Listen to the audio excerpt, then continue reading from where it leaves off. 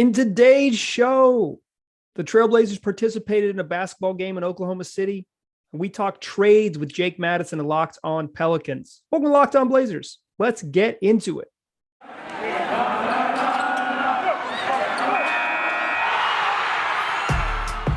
You are Locked On Trailblazers, your daily Portland Trailblazers podcast. Part of the Locked On Podcast Network. Your team every day. What up, world? It's your past first point guard and Trailblazers reporter, Mike Richmond. You are listening to another episode of Locked On Blazers, part of the Locked On Podcast Network, available wherever you get podcasts and also on YouTube. If you haven't subscribed to the YouTube channel, do that now. Also, thanks so much for making Locked On Blazers your first listen every day. It's 5 days a week, free on all platforms, the only daily Trailblazers podcast coming at you every single weekday. Make it a part of your daily routine to start your day. Listen to Locked On Blazers as your very first listen. In today's show, the Trailblazers participated in a basketball game. We'll talk about their participation. And then we'll talk about trades.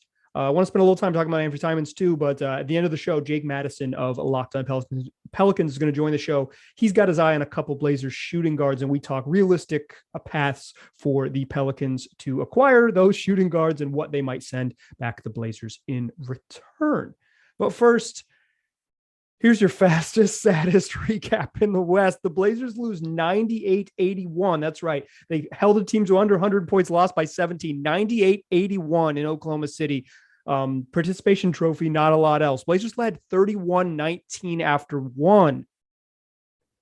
And they were still up at halftime. They only had 16 points in the second quarter, but it was 47-39. They had an 8-point lead. They led by as many as 20 points in the second quarter. And then it got bad. That was the point at which it got bad. They just scored 14 in the third quarter as they lost the lead. And then they got shellacked to close the game, 33-20 in the final frame. And that's how you lose 98-81.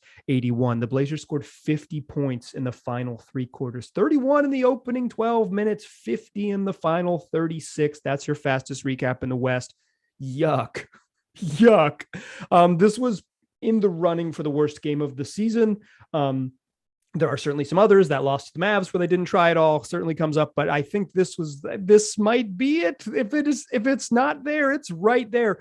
The Thunder came into this game 14-34, losers of 7 straight, and they were down 20 points. My goodness. CJ McCollum led the Blazers with 21 and 7 assists. Yusuf Nurkic added 14 and 9. Norman Powell had 17. Robert Covington over 5 from the floor. All threes finished with 2 points. Anfernee Simons 8 points on 3 of 16 shooting, 2 assists to go with 5 rebounds. 5 points off the bench for Trendon Watford. Dennis Smith Jr. added 6. Ben McLemore 4. Greg Brown had 2 and had to play in the first half when Trendon Watford had an ankle injury, rolled his ankle about 2 minutes to go in the first quarter. Maybe that's where things went wrong when Trendon rolled his ankle, but this was just bad news. Like, we don't need to dig too much into this. I will say this road trip has been very bad in terms of Blazers effort. Very bad in terms of Blazers effort. Houston, you saw it. They just kind of played around and they really didn't have it in the third quarter. They kind of just whatever, tricked off in the game, almost, had to win that game late against a bad Rockets team. Did not play defense in the first half against the Chicago Bulls, gave up 44 points in the second quarter. Their offense was balling though. They were rolling in that game on Sunday night or on Sunday afternoon. And then they come, second night of back-to-back in OKC, and the Thunder are missing Shai Gilgeous-Alexander, who's their best player. They're rolling with Lou Dort, who goes hard. Darius Bazley had a really nice game. Josh Giddey was fine. Trey Mann was fine.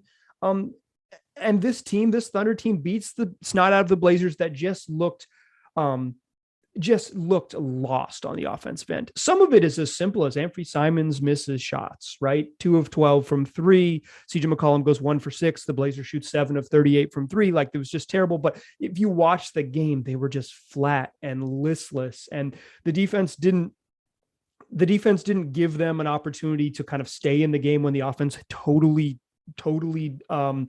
abandoned them in the second half. The Blazers defense was fine in the first half. I've called them the Pelicans twice now. I got Pelicans on the brain with Jake Madison joining the show here in a little bit. The Thunder were the worst offense in the league coming in, 30th in offensive rating. They had 39 points at halftime. You hold a team to under 40 in the first half, you should win. You should be up handily. You should be rolling at least up 15, and have a chance to put the game away in the first 3 minutes of the third quarter. Instead, the Blazers only up 8, and the offense just didn't exist in the second half. They had 34 points in the second half, 50 points in the final 3 quarters. This team scored 116 the previous evening. Yuck.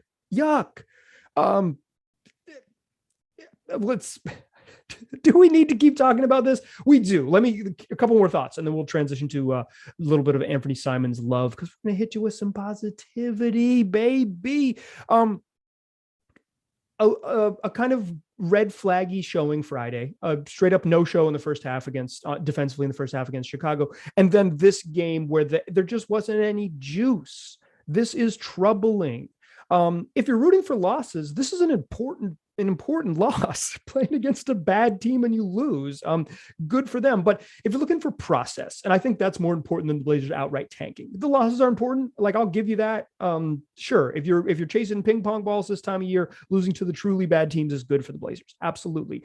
But I think what you want to see from this team, now with 5 legitimate NBA players in the starting lineup, the starting lineup's fine. Talent-wise, maybe not fit-wise, but certainly talent-wise, they have enough talent to be in every game until they go to the bench and then things get dicey. But this bad process. They're just not playing smart. They're one pass and a shot, or they're not able to get free. Like Anfernee Simons couldn't get free of Lou Dort, and there'd be a lot of dribbling, and then the offense wouldn't get into anything. Or it'd be, they ran a bunch of post-ups early for Nurk, but the pick and roll game never got going. And then they didn't go back to the post-ups because they either abandoned it because it didn't work, or because they were trying to get a rhythm other places and just straight up throwing it into the post when it wasn't perfect a couple of times for Nurk. They kind of went away from it. But too much getting caught in isolation, too much dribbling, too much one pass and shoot. I thought early on they had a couple overpassing possessions where Ant could have taken one from the corner and didn't do it. And CJ had a 3 that he also gave up, which is a rare moment, but he did. This was bad. This is bad news. This is one of the worst games I've had. Now I've said enough about it. Let's talk about the January that was. There's some actual positivity in the world if you can ignore what happened in this game. I'll try to put it in context in the second segment. Before we do that, let me tell you all about TurboTax. People think unusual circumstances mean complicated taxes, but for TurboTax Live experts, that's what makes things interesting.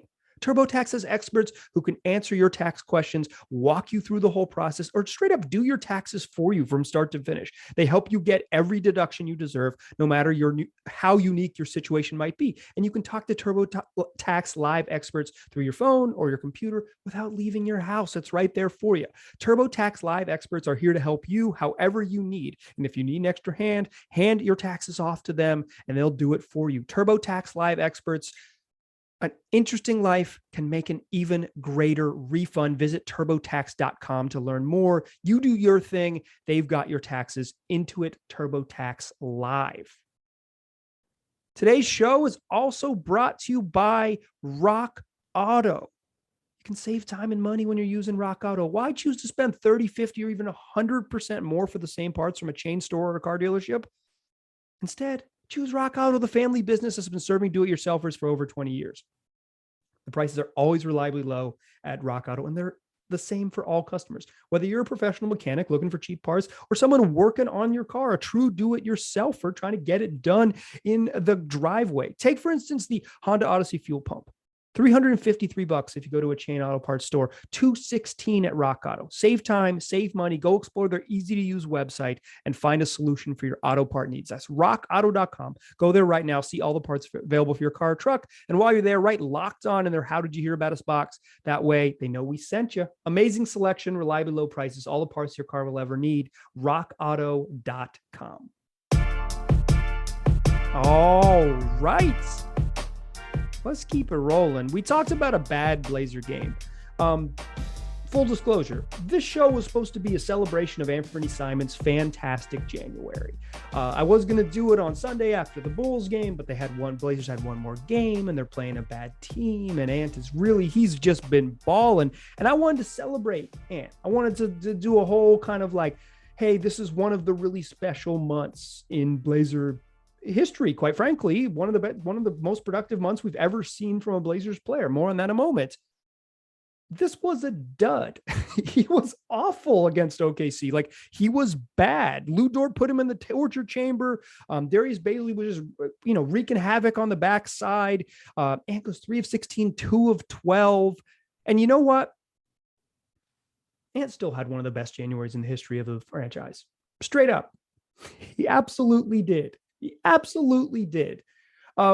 we're still going to celebrate him a little bit because, to borrow a term, we still got to give him his flowers. Coming into tonight, and a shout out to Danny Meringue of Locked On Blazers.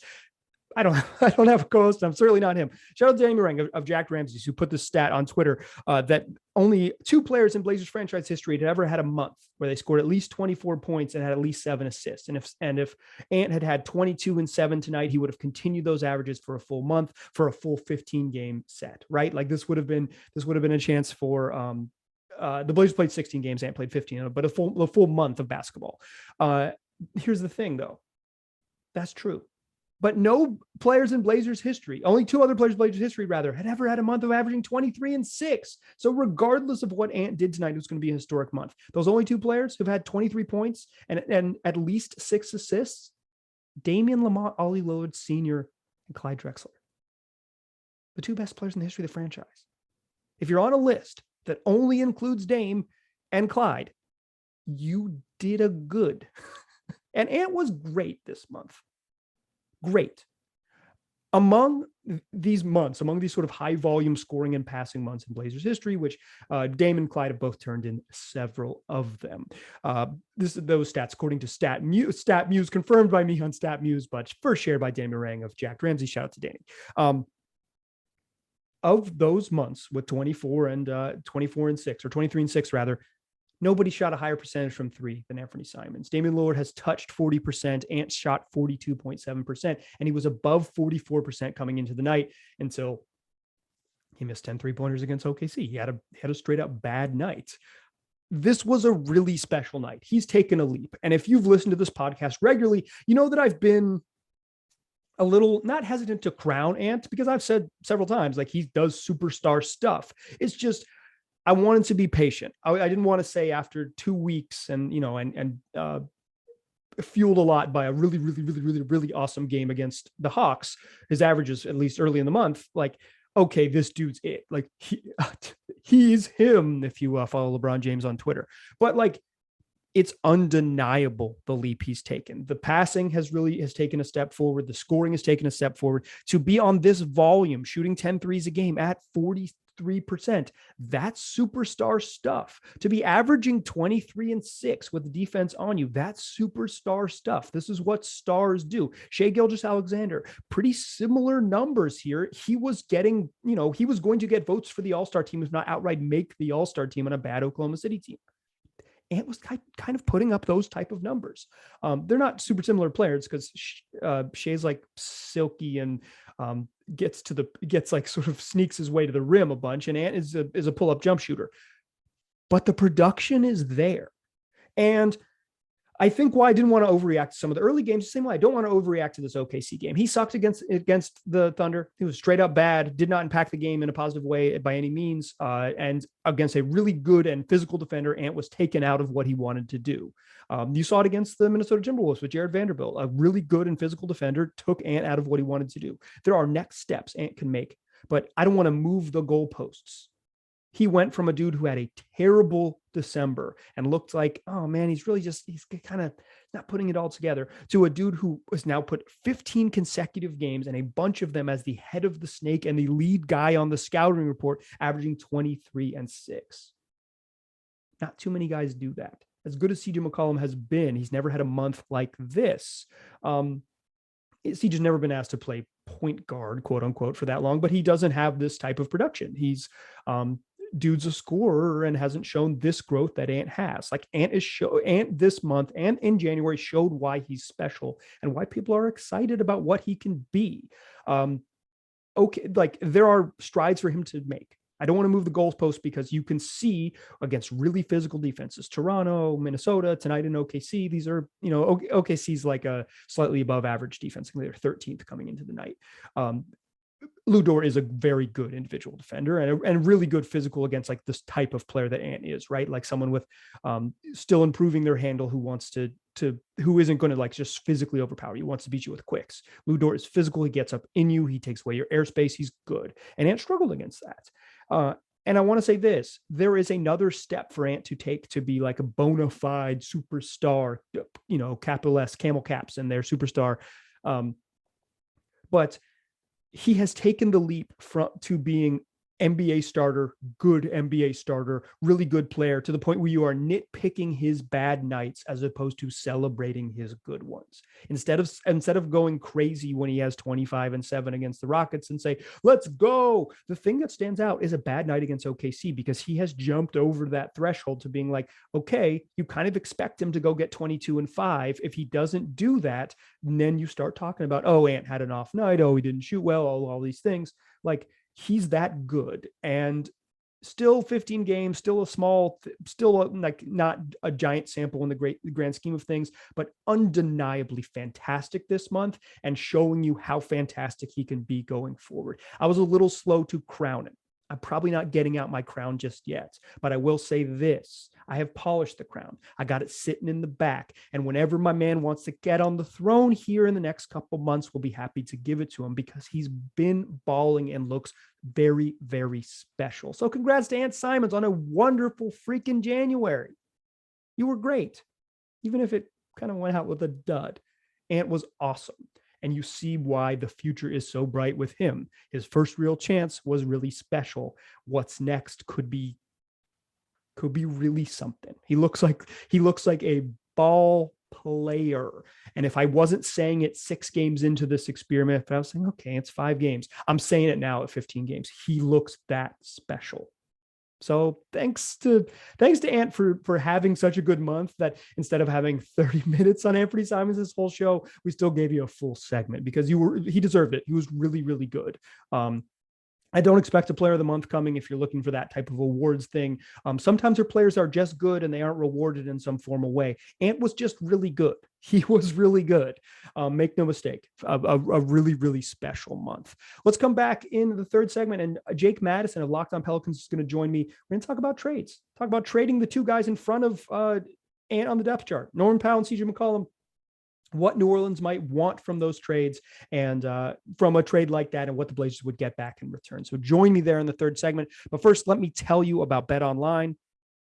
There might be less football because there's only 1 game left. We're just down to the big game, but betonline.net has more odds and more lines on not just the NFL's final game, but all types of sports. So from scores, totals, player performance props, to where the next fired coach is going to land, BetOnline is your number 1 spot for all things NFL through the final game and into the offseason, all 2022 long, not just football. BetOnline.net's got basketball, hockey, boxing, UFC, odds and coverage on all of that. It's the best in the business. So from sports right down to your favorite Vegas casino games, BetOnline is your number 1 wagering destination. It's BetOnline, the fastest and easiest way to wager on all your favorite sports and play your favorite games. BetOnline, where the game starts. Still a pass first point guard. Still Mike Richmond. Still listening to Locked On Blazers. Close the show with a fun little interview.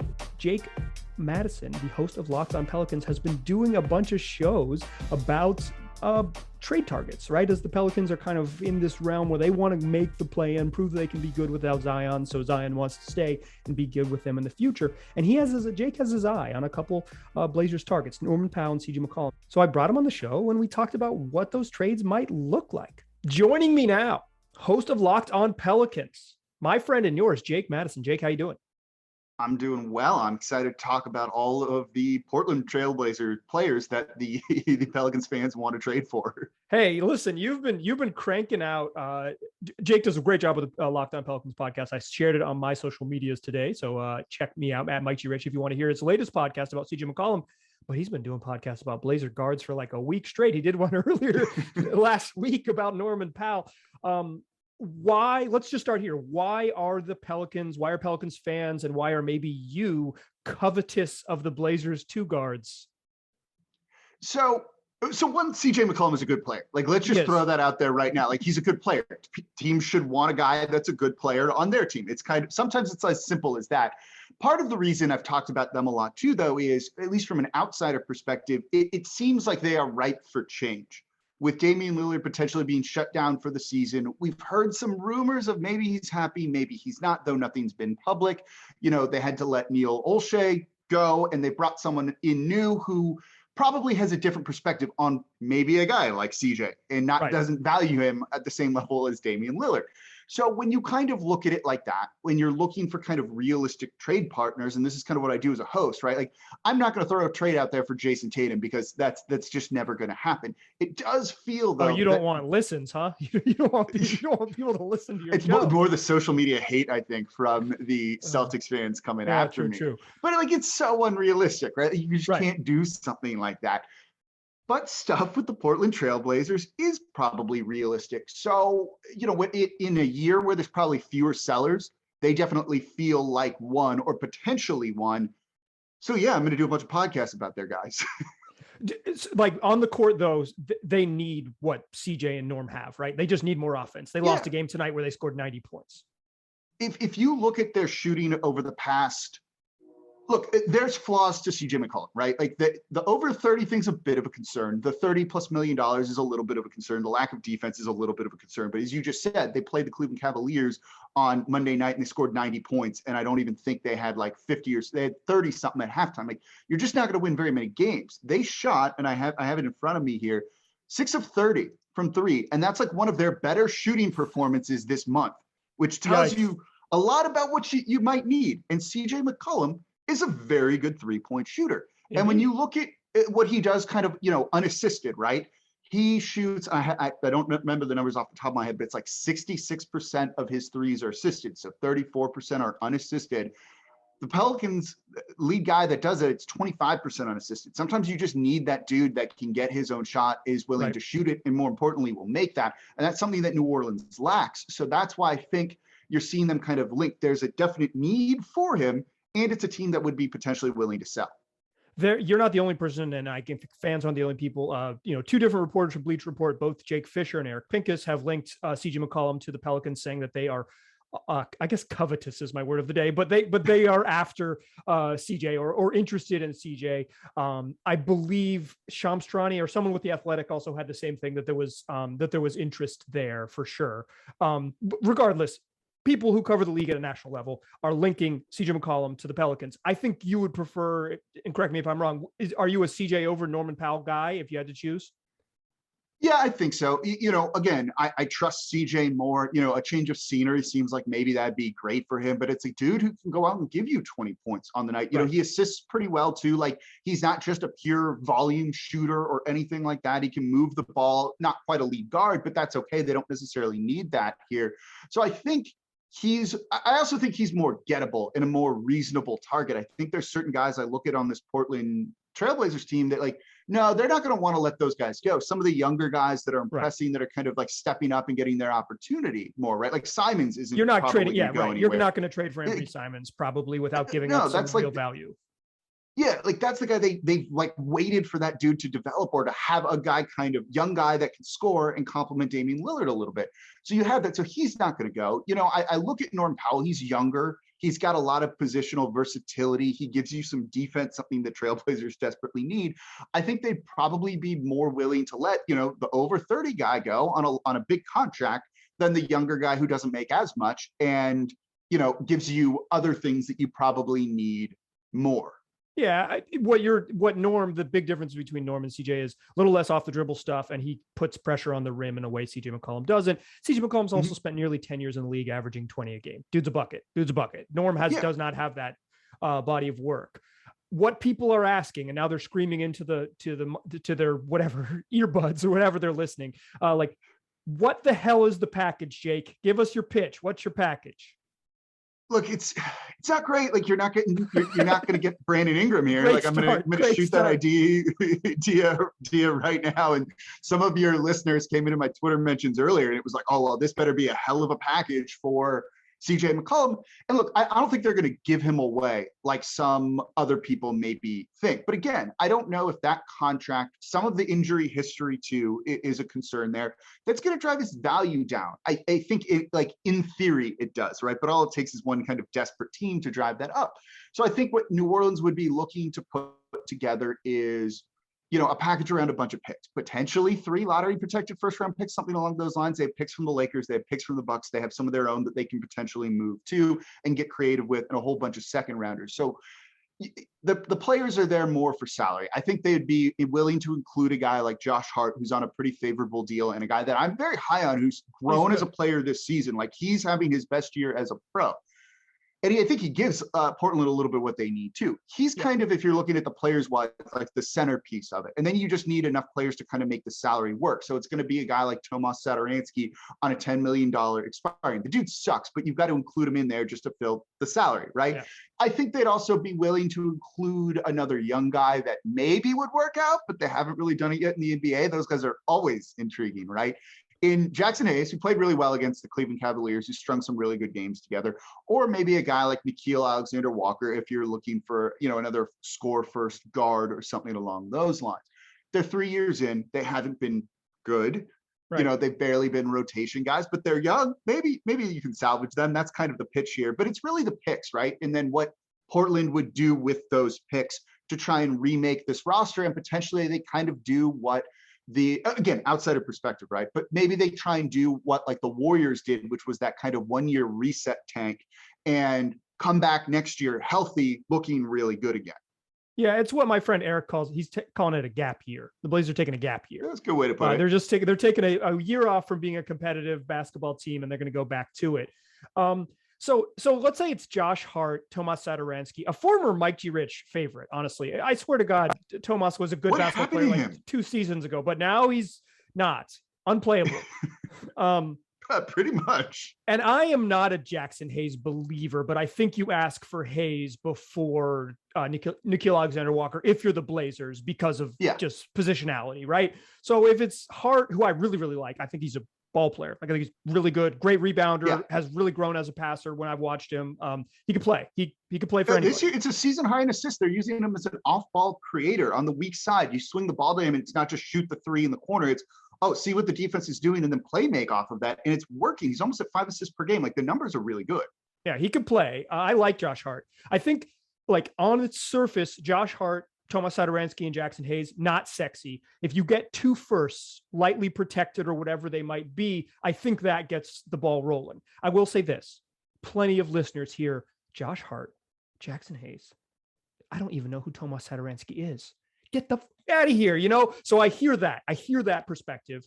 I do think the interest in CJ McCollum will be very interesting because of the money left on his deal, 2 years and $60 million. I think the age, the position he plays, like he's just a 2. He's a really good 2, but he's just a 2.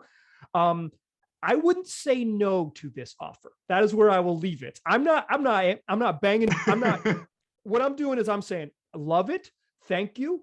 I'm gonna call you back. Okay, Griff, stay on the line. Don't trade Josh Hart without calling me back. He's good playing the piano. He's got stuff he can do in like the meantime while he's on hold with you guys. Yeah, he used to own that. He used to be like a part owner in that apparel company, so he's got stuff going on. He's got plenty of things. So I would say overall, I don't hate the trade. I can see where it would be underwhelming for some people, but I think if you get Josh Hart, who could play, Jackson Hayes, who might be an NBA player, but I'm not a believer, and just get off the money of Satoransky and some picks, you're starting to get some traction here. So Jake, I kind of knew this was the deal because I listened to the show. You all should too, dear listeners, listen to Locked On Pelicans, but for me, this isn't the one, but this is a one. Like this, I put this in the category of absolutely consider it. Even if I'm not smashing, even if I'm not, banging down the league office doors to say, go, let's do it. Yeah. Facts in the paperwork right now. I'll take that to my listeners too, because sometimes they need like a dose of reality. They're really high on Josh Hart and wouldn't trade him for very many people right now.